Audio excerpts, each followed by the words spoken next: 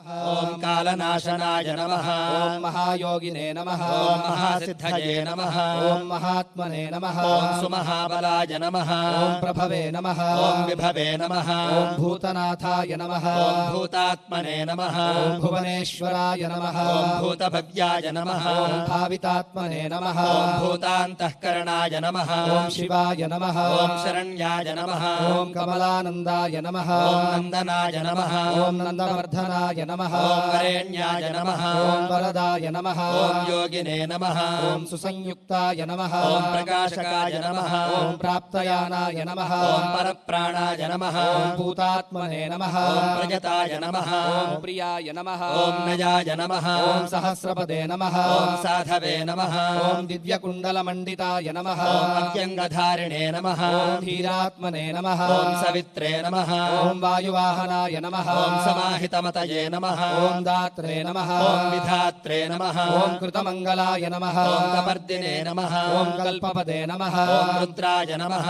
ओम सुमनसे नमः। ओम धर्मवत्सलाय नमः। ओम समायुक्ताय नमः। ओम विमुक्तात्मने नमः। ओम कृतात्मने नमः। ओम कृतिनाम्बराय नमः। ओम अविचिन्त्य वपुषे नमः। ओम श्रेष्ठाय नमः। ओम महायोगिने नमः। ओम महेश्वराय नमः। ओम कान्ताय नमः। ओम कामारये नमः। ओम आदित्याय नमः। ओम नियतात्मने नमः। ओम निराकुलाय नमः। ओम कामाय नमः। ओम कारुणिकाय नमः। ओम कर्त्रे नमः। ओम कमलाकरबोधनाय नमः। ओम सप्तसप्तये नमः। ओम अचिन्त्यात्मने नमः। ओम महाकारुणिकोत्तमाय नमः। ओम सञ्जीवनाय नमः। ओम जीवनाथाय नमः। ओम जयाय नमः। ओम जीवाय नमः। ओम जगत्पतये नमः। ओम अयुक्ताय नमः। ओम विश्वनिलयाय नमः। ओम संविभागिने नमः। ओम वृषध्वजाय नमः। ओम वृषाकपये नमः। ओम कल्पकर्त्रे नमः। ओम कल्पान्तकरणाय नमः। ओम रवये नमः। ओम एकचक्ररथाय नमः। ओम मौनिने नमः। ओम सुरथाय नमः। ओम रथिनाम्बराय नमः। ओम सक्रोधनाय नमः। ओम रश्मिमालिने नमः। ओम तेजोराशये नमः। ओम विभावसवे नमः। ओम दिव्यकृते नमः। ओम दिनकृते नमः। ओम देवाय नमः। ओम देवदेवाय नमः। ओम दिवस्पतये नमः। ओम दीननाथाय नमः। ओम हराय नमः। ओम होत्रे नमः। ओम दिव्यवाहवे नमः। ओम दिवाकराय नमः। ओम यज्ञाय नमः। ओम यज्ञपतये नमः। ओम पूष्णे नमः।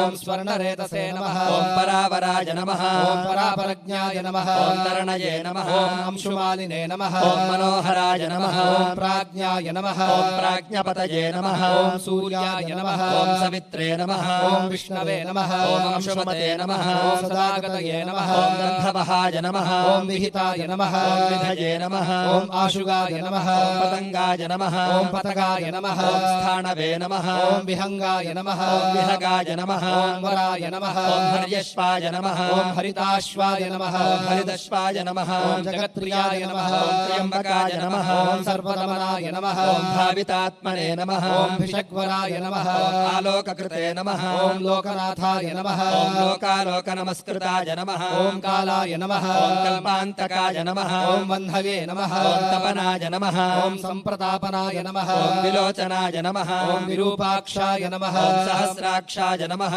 ओम पुरन्दराय नमः। ओम सहस्ररश्मये नमः। ओम मिहिराय नमः। विविधाम्बरभूषणाय नमः। ओम खगाय नमः। ओम प्रदर्दनाय नमः। ओम धन्याय नमः। ओम भजगाय नमः। ओम वाग्विशारदाय नमः। ओम श्रीमते नमः। ओम अशिशिराय नमः। ओम वाग्मिने नमः। ओम श्रीपतये नमः। ओम श्रीनिकेतनाय नमः। ओम श्रीकण्ठाय नमः। ओम श्रीधराय नमः। ओम श्रीमते नमः। ओम श्रीनिवासाय नमः। ओम वसुप्रदाय नमः। ओम कामचारिणे नमः। ओम महामायाय नमः। ओम महोग्राय नमः। ओम अविदितामयाय नमः। ओम तीर्थक्रियावते नमः। ओम सुनयाय नमः। ओम विभक्ताय नमः। ओम भक्तवत्सलाय नमः। ओम कीर्तये नमः। ओम कीर्तिकराय नमः। ओम नित्याय नमः। ओम कुण्डलिने नमः। ओम कवचिने नमः। ओम रथिने नमः। ओम हिरण्यरेतसे नमः। ओम सप्ताश्वाय नमः। ओम प्रयतात्मने नमः। ओम परन्तपाय नमः। ओम बुद्धिमते नमः। ओम अमरश्रेष्ठाय नमः। ओम रोचिष्णवे नमः। ओम पाकशासनाय नमः। ओम समुद्राय नमः। ओम धनदाय नमः। ओम धात्रे नमः। ओम मान्धात्रे नमः। ओम कस्मलापहाय नमः।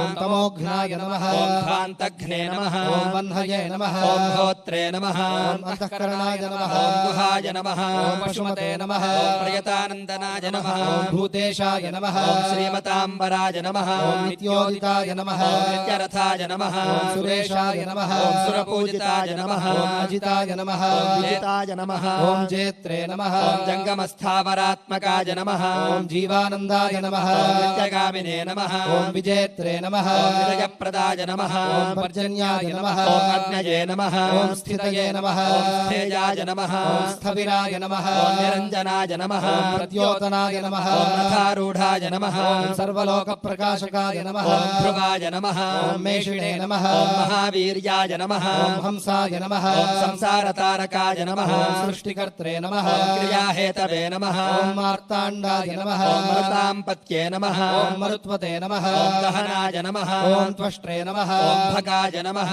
ఓం భర్గాయ నమః ఓం అర్యమ్ణే నమః ఓం కపయే నమః ఓం వరుణేశాయ నమః ఓం జగన్నాథాయ నమః ఓం కృతకృత్యాయ నమః ఓం సులోచనాయ నమః ఓం వివస్పతే నమః ఓం భానుమతే నమః ఓం కార్యాయ నమః ఓం కారణాయ నమః ఓం తేజసాన్నిధయే నమః ఓం అసంగగామినే నమః ఓం దిగ్మాంశవే నమః ఓం ధర్మాంశవే నమః ఓం దీప్తదీధితయే నమః ఓం సహస్రదీధితయే నమః ఓం ప్రధ్నాయ నమః ఓం సహస్రాంశవే నమః ఓం దివాకరాయ నమః ఓం గభస్తిమతే నమః ఓం దీధితిమతే నమః ఓం స్రగ్విణే నమః ఓం మణికులద్యుతయే నమః ఓం భాస్కరాయ నమః ఓం సురకార్యజ్ఞాయ నమః ఓం సర్వజ్ఞాయ నమః తీక్ష్ణదీధితయే నమః ఓం సురజ్యేష్ఠాయ నమః ఓం సురపతయే నమః ఓం బహుజ్ఞాయ నమః ఓం వదసాంపత్యే నమః ఓం తేజోనిధయే నమః బృహత్తేజసే నమః ఓం బృహత్కీర్తయే నమః ఓం బృహస్పతయే నమః ఓం అహిమతే నమః ఓం ఊర్జితాయ నమః ఓం ధీమతే నమః ఓం ఆముక్తాయ నమః ఓం కీర్తివర్ధనాయ నమః ఓం మహావైద్యాయ నమః ఓం గణపతయే నమః ఓం ధనేశాయ నమః ఓం గణనాయకాయ నమః ఓం తీవ్రాయ నమః ఓం ప్రతాపనాయ నమః ఓం తాపినే నమః ఓం తాపనాయ నమః ఓం విశ్వతాపనాయ నమః ఓం కార్తస్వరాయ నమః ఓం హృషీకేశాయ నమః ఓం పద్మానందాయ నమః ఓం అతినందితాయ నమః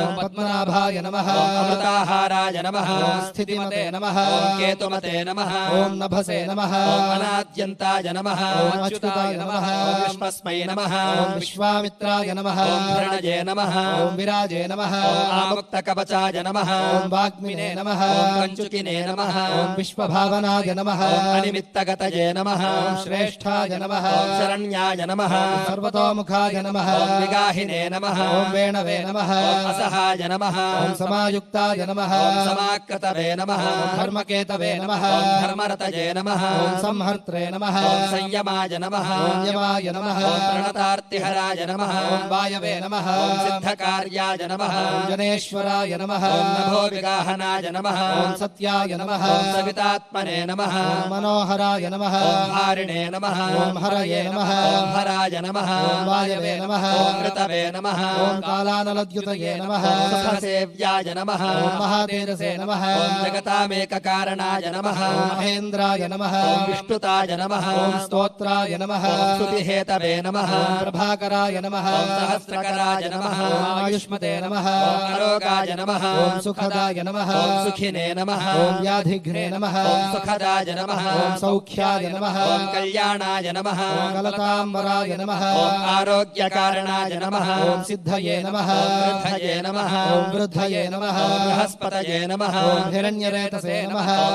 ఆరోగ్యాయ నమః ఓం విదుషే నమః ఓం ప్రధ్నాయ నమః ఓం బుధాయ నమః ఓం మహతే నమః ఓం ప్రాణవతే నమః ఓం హృదిమతే నమః ఓం ఘర్మాయ నమః ఓం ధర్మకర్త్రే నమః ఓం రుచిప్రదాయ నమః ఓం సర్వప్రియాయ నమః ఓం సర్వసహాయ నమః ఓం సర్వశత్రువినాశనాయ నమః ఓం ప్రాంశవే నమః ఓం విద్యోతనాయ నమః ఓం ద్యోతాయ నమః ఓం సహస్రకిరణాయ నమః ఓం కృతినే నమః ఓం కేయూరిణే నమః ఓం భూషణోద్భాసినే నమః ఓం భాసితాయ నమః ఓం భాసనాయ నమః ఓం అనలాయ నమః ఓం శరణ్యార్తిహరాయ నమః ఓం భోత్రే నమః ఓం ఖద్యోతాయ నమః ఓం ఖగసత్తమాయ నమః ఓం సర్వద్యోతాయ నమః ఓం భవద్యోతాయ నమః ఓం సర్వద్యుతికరాయ నమః ఓం మతాయ నమః ఓం కళ్యాణాయ నమః ఓం కళ్యాణకరాయ నమః ఓం కళ్యాయ నమః ఓం కల్యకరాయ నమః ఓం కవయే నమః ఓం కళ్యాణకృతే నమః ఓం కల్యవపుషే నమః ఓం సర్వకళ్యాణభాజనాయ నమః ఓం శాంతిప్రియాయ నమః ఓం ప్రసన్నాత్మనే నమః ఓం ప్రశాంతాయ నమః ఓం ప్రశమప్రియాయ నమః ఓం ఉదారకర్మణే నమః ఓం సునజాయ నమః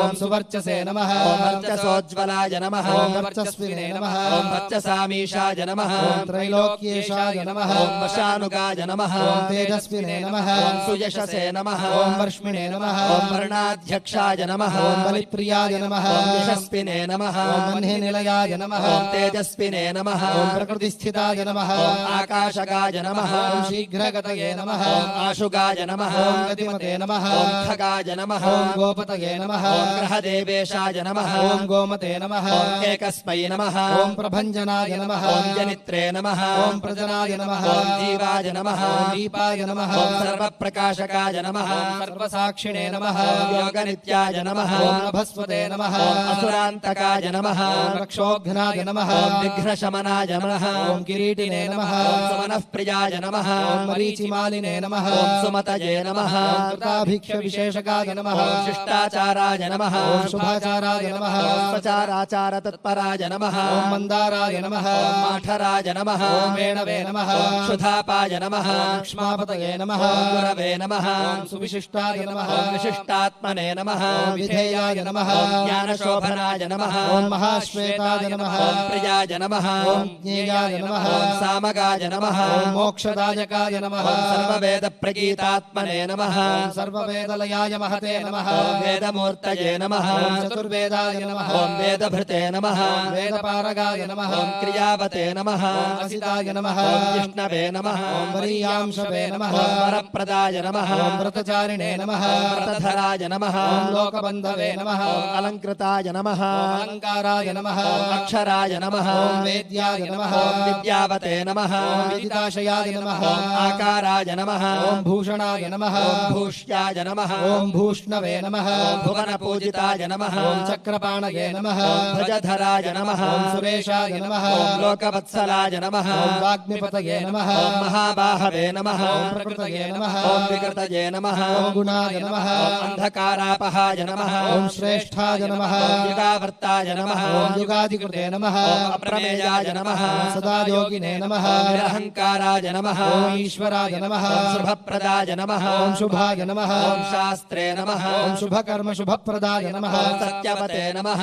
ॐ श्रुतिमते नमः ॐ उच्चैर्नकाराय नमः ॐ वृद्धिदाय नमः ॐ अनलाय नमः ॐ बलभृते नमः ॐ बलदाय नमः ॐ बन्धवे नमः ॐ मतिमते नमः ॐ बलिनाम्बराय नमः ॐ अनङ्गाय नमः ॐ नागराजेन्द्राय नमः ॐ पद्मजोनये नमः ॐ गणेश्वराय नमः ॐ संवत्सराय नमः ॐ ऋतवे नमः ॐ नेत्रे नमः ॐ कालचक्रप्रवर्तकाय नमः ॐ पद्मेक्षणाय नमः ॐ पद्मयोनये नमः ॐ प्रभावते नमः ॐ अमरप्रभवे नमः ॐ सुमूर्तये नमः ॐ सुमतये नमः ॐ सोमाय नमः ॐ गोविन्दाय नमः ॐ जगदादिजाय नमः ॐ पीतवाससे नमः ॐ कृष्णवाससे नमः ॐ दिग्वाससे नमः ॐ इन्द्रियातिगाय नमः ॐ अतीन्द्रियाय नमः ॐ अनेकरूपाय नमः ॐ स्कन्दाय नमः ॐ वरपुरञ्जयाय नमः ॐ शक्तिमते नमः ॐ जलधृजे नमः ॐ भास्वते नमः ॐ मोक्षहेतवे नमः ॐ अयोनिजाय नमः ॐ सर्वदर्शिने नमः ॐ जितादर्शाय नमः ॐ स्वप्नाशुभनाशनाय नमः ॐ माङ्गल्यकर्त्रे नमः ॐ तरणये नमः ॐ वेगवते नमः ॐ कष्मलापहाय नमः ॐ स्पष्टाक्षराय नमः ॐ महामन्त्राय नमः ॐ विशाखाय नमः ॐ व्यदनप्रियाय नमः ॐ विश्वकर्मणे नमः ॐ महाशक्तये नमः ॐ युतये नमः ॐ ईशाय नमः ॐ विहङ्गाय नमः ॐ विचक्षणाय नमः ॐ दक्षाय नमः ॐ इन्द्राय नमः ॐ प्रत्यूषाय नमः ॐ प्रियदर्शनाय नमः ॐ अखिन्नाय नमः ॐ वेदनिलयाय नमः ॐ वेदविदे नमः ॐ विदिताशयाय नमः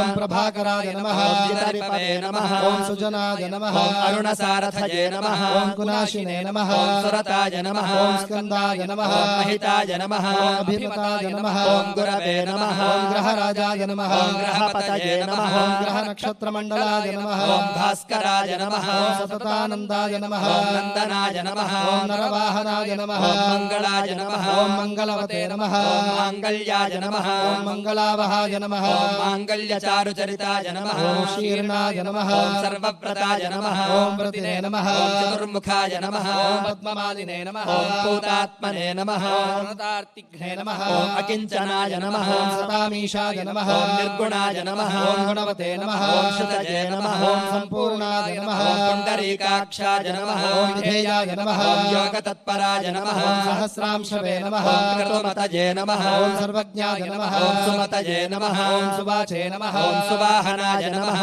ॐ मल्यदाम्ने नमः ॐ कृताहाराय नमः ॐ हरिप्रियाय नमः ॐ ब्रह्मणे नमः ॐ प्रचेतसे नमः ॐ प्रथिताय नमः ॐ प्रयतात्मने नमः ॐ स्थिरात्मकाय नमः ॐ शतबिन्दवे नमः ॐ शतमुखाय नमः ॐ गरीयसे नमः ॐ अनलप्रभाय नमः ॐ धीराय नमः ॐ महत्तराय नमः ॐ विप्राय नमः ॐ पुराणपुरुषोत्तमाय नमः ॐ विद्याराजाधिराजाय नमः ॐ विद्यावते नमः ॐ भूतिदाय नमः ॐ स्थिताय नमः ॐ अनिर्देश्य वपुषे नमः ॐ श्रीमते नमः ॐ विपाप्मने नमः ॐ बहुमङ्गलाय नमः ॐ स्वस्थिताय नमः ॐ सुरथाय नमः ॐ स्वर्णाय नमः ॐ मोक्षदाय नमः ॐ बलिकेतनाय नमः ॐ निर्द्वन्द्वाय नमः ॐ द्वन्द्वघ्ने नमः ॐ स्वर्गाय नमः ॐ सर्वगाय नमः ॐ सम्प्रकाशकाय नमः ॐ दयालवे नमः ॐ सूक्ष्मधिये नमः ॐ शान्तये नमः ॐ क्षेमाक्षेमस्थितिप्रियाय नमः ॐ भूधराय नमः ॐ भूपतये नमः ॐ वक्त्रे नमः ॐ पवित्रात्मने नमः ॐ त्रिलोचनाय नमः ॐ महावराहाय नमः ॐ प्रियकृते नमः ॐ दात्रे नमः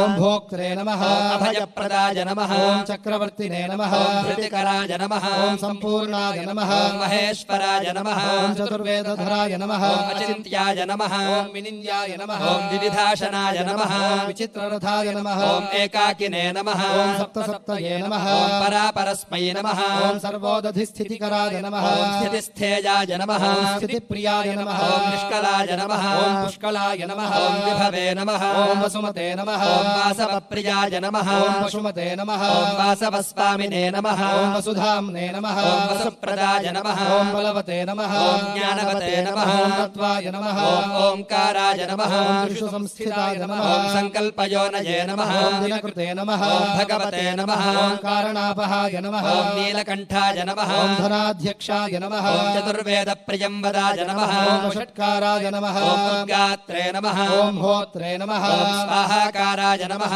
ॐ हुताहुतये नमः ॐ जनार्दनाय नमः ॐ जनानन्दाय नमः ॐ नराय नमः ॐ नारायणाय नमः ॐ अम्बुदाय नमः ॐ सन्देहनाशनाय नमः ॐ वायवे नमः ॐ धन्विने नमः ॐ सुरनमस्कृताय नमः ॐ विग्रहिणे नमः ॐ विमलाय नमः ॐ इन्दवे नमः ॐ विशोकाय नमः ॐ विमलद्युतये नमः ॐ चितिमते नमः ॐ विद्युते नमः ॐ ज्योतनाय नमः ॐ विद्युते नमः ॐ विद्यावते नमः ॐ विदिताय नमः ॐ बलिने नमः ॐ घर्मदाय नमः ॐ हिमदाय नमः ॐ भासाय नमः ॐ कृष्णवर्त्मने नमः ॐ सुताजिताय नमः ॐ सावित्रीभाविताय नमः ॐ राज्ञे नमः ॐ विश्वामित्राय नमः ॐ घृणये नमः ॐ विराजे नमः ॐ सप्तार्चिषे नमः ॐ सप्ततुरगाय नमः ॐ सप्तलोकनमस्कृताय नमः ॐ सम्पूर्णाय नमः ॐ जगन्नाथाय नमः ॐ सुमनसे नमः ॐ शोभनप्रियाय नमः ॐ सर्वात्मने नमः ॐ सर्वकृते नमः ॐ सृष्टये नमः ॐ सप्तिमते नमः ॐ सप्तमीप्रियाय नमः ॐ सुमेधसे नमः ॐ मेधिकाय नमः ॐ मेध्याय नमः ॐ मेधाविने नमः ॐ मधुसूदनाय नमः ॐ अङ्गिरःपतये नमः ॐ कालज्ञाय नमः ॐ धूमकेतवे नमः ॐ सुकेतनाय नमः ॐ सुखिने नमः ॐ सुखप्रदाय नमः ॐ सौख्याय नमः ॐ कान्तये नमः ॐ कान्तिप्रियाय नमः ॐ मुनये नमः ॐ सन्तापनाय नमः ॐ सन्तपनाय नमः ॐ आतपाय नमः ॐ तपसाम्पत्ये नमः ॐ उमापतये नमः ॐ ॐ सहस्रांशवे नमः ॐ प्रियकारिणे नमः ॐ प्रियङ्कराय नमः ॐ प्रीतये नमः ॐ विमन्यवे नमः ॐ अम्भोत्थाय नमः ॐ खञ्जनाय नमः ॐ जगतां पतये नमः ॐ जगत्पित्रे नमः ॐ प्रीतमनसे नमः ॐ सर्वस्मै नमः ॐ खर्वाय नमः ॐ गुहाय नमः ॐ अचलाय नमः ॐ सर्वगाय नमः ॐ जगदानन्दाय नमः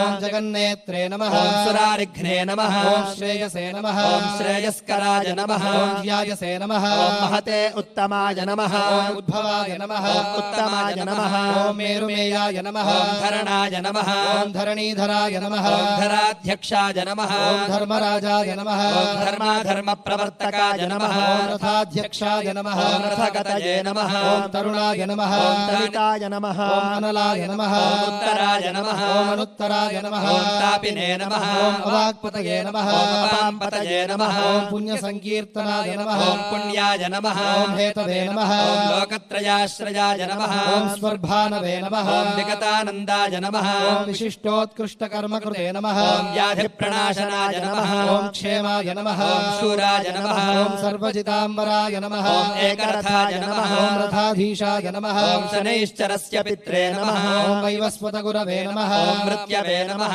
ॐ धर्मनित्याय नमः ॐ महाव्रताय नमः ॐ प्रलम्बहारसञ्चारिणे नमः ॐ प्रद्योताय नमः ॐ द्योतितानलाय नमः ॐ सन्तापहृते नमः ॐ परस्मै नमः ॐ मन्त्राय नमः ॐ मन्त्रमूर्तये नमः ॐ महाबलाय नमः ॐ श्रेष्ठात्मने नमः ॐ सुप्रियाय नमः ॐ शम्भवे नमः ॐ मरुता संग्रामीश्वरेश्वराय नमः ॐ संसारगतिविच्छेत्रे नमः ॐ संसारार्णवतारकाय नमः ॐ सप्तजिह्वाय नमः ॐ सहस्रार्चिषे नमः ॐ रत्नगर्भाय नमः ॐ अपराजिताय नमः ॐ धर्मकेतवे नमः ॐ अमेयात्मने नमः ॐ धर्माधर्मवरप्रदाय नमः ॐ लोकसाक्षिणे नमः ॐ लोकगुरवे नमः ॐ लोकेशाय नमः ॐ चण्डवाहनाय नमः ॐ धर्मयूपाय नमः ॐ यूपवृक्षाय नमः ॐ धनुष्पाणये नमः ॐ धनुर्धराय नमः ॐ पिनाकधृजे नमः ॐ महोत्साहाय नमः ॐ महामायाय नमः ॐ महाशनाय नमः ॐ वीराय नमः ॐ शक्तिमतां श्रेष्ठाय नमः ॐ सर्वशस्त्रभृताम्बराय नमः ॐ ज्ञानगम्याय नमः ॐ दुराराध्याय नमः ॐ लोहिताङ्गाय नमः ॐ विवर्धनाय नमः ॐ खगाय नमः ॐ अन्धाय नमः ॐ धर्मदाय नमः ॐ नित्याय नमः ॐ धर्मकृते नमः ॐ चित्रविक्रमाय नमः ॐ भगवते नमः आत्मवते नमः ॐ मन्त्राय नमः ॐ त्र्यक्षराय नमः ॐ नीललोहिताय नमः ॐ एकस्मै नमः ॐ अनेकाय नमः ॐ त्रय्यै नमः ॐ कालाय नमः ॐ सवित्रे नमः ॐ समितिञ्जयाय नमः ॐ शार्ङ्गधन्वने नमः ॐ अनलाय नमः ॐ अभीमाय नमः ॐ सर्वप्रहरणायुधाय नमः ॐ सुकर्मणे नमः ॐ परमेष्ठिने नमः ॐ नाकपालिने नमः ॐ दिविस्थिताय नमः ॐ वदान्याय नमः ॐ वासुकजे नमः ॐ वैद्याय नमः ॐ आत्रेयाय नमः ॐ पराक्रमाय नमः ॐ वापराय नमः ॐ परमोदाराय नमः ॐ परमाय नमः ॐ ब्रह्मचर्यवते नमः ॐ उदीच्यवेशाय नमः ॐ मुकुटिने नमः ॐ पद्महस्ताय नमः ॐ हिमांशुभृते नमः ॐ सिताय नमः ॐ प्रसन्नवदनाय नमः ॐ पद्मोदरनिभाननाय नमः ॐ सायन्दिवादिव्यवपुषे नमः ॐ अनिर्देश्याय नमः ॐ महालयाय नमः ॐ महारथाय नमः ॐ महते ईशाय नमः ॐ शेषाय नमः ॐ सत्वरजस्तमसे नमः ॐ धृतातपत्रप्रतिमाय नमः ॐ विमर्शिणे नमः ॐ निर्णयाय नमः ॐ स्थिताय नमः ॐ अहिंसकाय नमः ॐ शुद्धमतये नमः ॐ अद्वितीयाय नमः ॐ विवर्धनाय नमः ॐ सर्वदाय नमः ॐ धनदाय नमः ॐ मोक्षाय नमः ॐ विहारिणे नमः ॐ बहुदायकाय नमः ॐ चारुरात्रिहराय नमः ॐ नाथाय नमः ॐ भगवते सर्वगाय नमः ॐ अव्ययाय नमः ॐ मनोहरवपुषे नमः ॐ शुभ्राय नमः ॐ शोभनाय नमः ॐ सुप्रभावनाय नमः ॐ सुप्रभावाय नमः ॐ सुप्रतापाय नमः ॐ सुनेत्राय नमः ॐ दिग्विदिक्पतये नमः ॐ राज्ञी प्रियाय नमः ॐ शब्दकराय नमः ॐ ग्रहेशाय नमः ॐ तिमिरापहाय नमः ॐ सैंहिके जरिपवे नमः ॐ देवाय नमः ॐ वरदाय नमः ॐ वरनायकाय नमः ॐ चतुर्भुजाय नमः ॐ महायोगिने नमः ॐ योगीश्वरपतये नमः ॐ अनादिरूपाय नमः ॐ अदितिजाय नमः ॐ रत्नकान्तये नमः ॐ प्रभामयाय नमः ॐ जगत्प्रदीपाय नमः ॐ विस्तीर्णाय नमः ॐ महाविस्तीर्णमण्डलाय नमः ॐ एकचक्ररथाय नमः ॐ स्वर्णरथाय नमः ॐ स्वर्णशरीरधृजे नमः ॐ निरालम्बाय नमः ॐ गगनगाय नमः ॐ धर्मकर्मप्रभावकृते नमः ॐ धर्मात्मने नमः ॐ कर्मणां साक्षिणे नमः ॐ प्रत्यक्षाय नमः ॐ परमेश्वराय नमः ॐ मेरुसेविने नमः ॐ सुमेधाविने नमः ॐ मेरुरक्षाकराय नमः ॐ महते आधारभूताय नमः ॐ प्रतिमते नमः ॐ धनधान्यकृते नमः ॐ पापसन्तापहर्त्रे नमः ॐ मनोवाञ्छितदायकाय नमः ॐ रोगहर्त्रे नमः ॐ राज्यदायिने नमः ॐ रमणीयगुणाय नमः ॐ अनृणिने नमः ॐ कालत्रयानन्तरूपाय नमः ॐ मुनिवृन्दनमस्कृताय नमः ॐ सन्ध्यारागकराय नमः ॐ सिद्धाय नमः ॐ सन्ध्यावन्दनवन्दिताय नमः ॐ साम्राज्यदाननिरताय नमः ॐ समाराधनतोषवते नमः ॐ भक्तदुःखक्षयकराय नमः ॐ भवसागरतारकाय नमः ॐ भयापहर्त्रे नमः ॐ भगवते नमः ॐ अप्रमेयपराक्रमाय नमः ॐ मनुस्वामिने नमः ॐ मनुपतये नमः ॐ मान्याय नमः ॐ मन्वन्तराधिपाय नमः भगवते श्री सूर्यनारायण परब्रह्मणे नमो नमः सहस्रनामार्चनं समर्पयामि ॐ ततो युद्धपरिश्रान्तं समरे चिन्तया स्थितम् रावणं चाग्रतो दृष्ट्वा युद्धाय समुपस्थितम् दैवदैश्च समागम्य द्रष्टुमभ्यागतोरणम् उपागम्याब्रवीद्राममगस्त्यो भगवान् ऋषिः राम राम महाबाहो शृणु गुह्यं सनातनम् येन सर्वानरीन् वत्स समरे विजयिष्यसि आदित्यहृदयं पुण्यं सर्वशत्रुविनाशनम् जयावहं जपेन्नित्यमक्षय्यं परमं शिवम् सर्वमङ्गलमाङ्गल्यं सर्वपापप्रणाशनम् चिन्ताशोकप्रशमनमायुर्वर्धनमुत्तमम् रश्मिमन्तं समुद्यन्तं देवासुरनमस्कृतम् पूजयस्व विवस्वन्तं भास्करं भुवनेश्वरम् सर्वदेवात्मको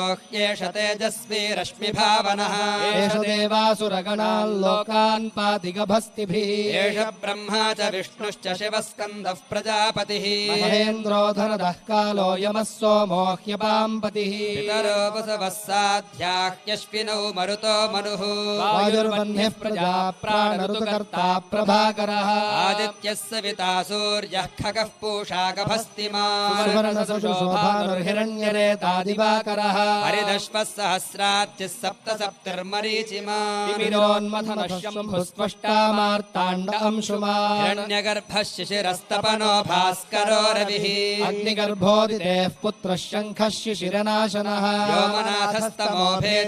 व्योमनाथस्तमोभेदीर्घ्यजुस्सामपारगः नववृष्टिरपां मित्रो विन्ध्यवीथि प्लवङ्गमः आतपी मण्डले मृत्युः पिङ्गळः सर्वतापनः विश्वो महातेजा रक्तः सर्वभवोद्भवः नक्षत्रग्रहताराणामधिपो विश्वभावनः तेजसामपि तेजस्वी द्वादशात्मन्नमोऽस्तु ते पूर्वाय गिरजे पश्चिमायाद्रये नमः ज्योतिर्गणानां पतये दिनाधिपतये नमः जयाय जय भद्राय हर्यश्वाय नमो नमः नमो नमः सहस्रांशो आदित्याय नमो नमः नम उग्राय वीराय सारङ्गाय नमो नमः नमः पद्मप्रबोधाय मार्ताण्डाय नमो नमः ब्रह्मेशानाच्युतेशाय सूर्यायादित्यवर्चसे भास्वते सर्वभक्षाय रौद्राय वपुषे नमः तमोघ्नाय हिमघ्नाय शत्रुघ्नायामितात्मने घ्नघ्नाय देवाय ज्योतिषां पतये नमः राजामीकराभाय वह्नये विश्वकर्मणे नमस्तमोऽभिनिघ्नाय रुचये लोकसाक्षिणे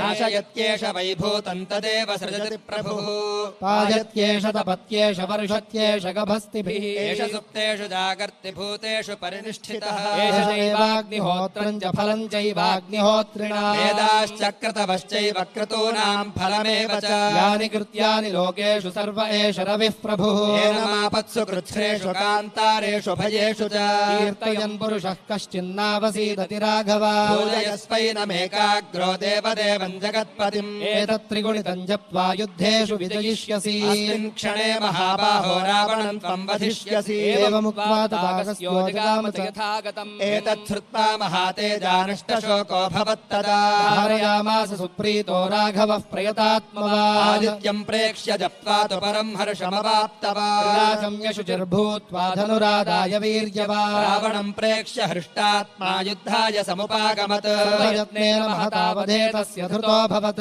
अथ रविरवदन्निरीक्ष्य रामं मुदितमनाः परमं प्रहृष्यमाणः